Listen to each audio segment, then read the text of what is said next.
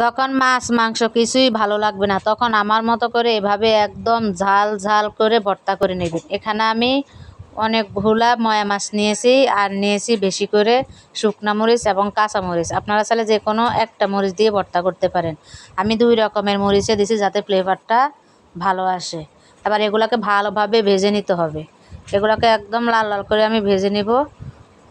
এই দেখুন আমার ভাজা হয়ে গেছে। আমার মরিচগুলো বেশি ভাজা হয়ে যাচ্ছে দেখে আমি শুকনো মরিচ কিছুটা তুলে রেখেছি, পরে ওগুলাকে ফিশার সময় অ্যাড করে দিব।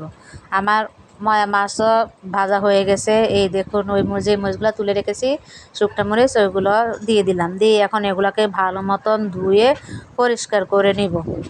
চুলা থেকে নামিয়ে নেব এখন। আগে চুলা থেকে নামিয়ে এখন ধুয়ে পরিষ্কার করে নেব। এখানে আমি 4টা পেঁয়াজ নিয়েছি।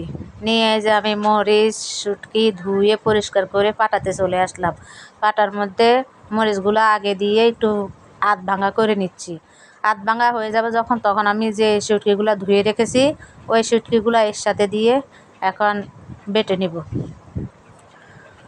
আমার মরিচগুলো আধ ভাঙা করে বাটা হয়ে গেছে। এখন আমি শুটকিগুলো দিয়ে দিচ্ছি। শুটকিগুলোকে এখন বেটে নেব। নিয়ে এই শুটকির সাথে 2-3 বার করে উল্টে পাল্টে যখন বেটে নেব, তখন মরিচটা ফিসা হয়ে যাবে।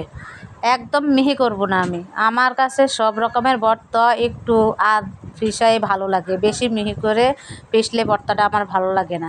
এই দেখুন এভাবে উল্টে পাল্টে যখন ফিষে নিচ্ছি, তখন একদম আধা ফিসে হয়ে গেছে। যাওয়ার পর ধনিয়া পাতা দিয়ে দিলাম একটু, আর পেঁয়াজ দিয়ে দিলাম। যে 4টা পেঁয়াজ নিয়েছি ওই 4টা পেঁয়াজ আর দিয়ে দিলাম স্বাদ মতন লবণ। দিয়ে এখন ভালোভাবে হাত দিয়ে মিশিয়ে নিচ্ছি সব কিছু একসাথে। মিশিয়ে নেওয়ার পরে দেখুন আধ ফিসা করে আমি শুটকির ভর্তাটা করে নিয়েছি, একদম ঝাল ঝাল করে। অবশ্যই ভালো লাগবে আপনাদের কাছে এই ভর্তাটা খেতে। আমার কাছে তো খুবই ভালো লেগেছে। আপনারা অবশ্যই বাসায় ট্রাই করবেন। আজকের ভিডিও পর্যন্তই। আল্লাহ হাফেজ।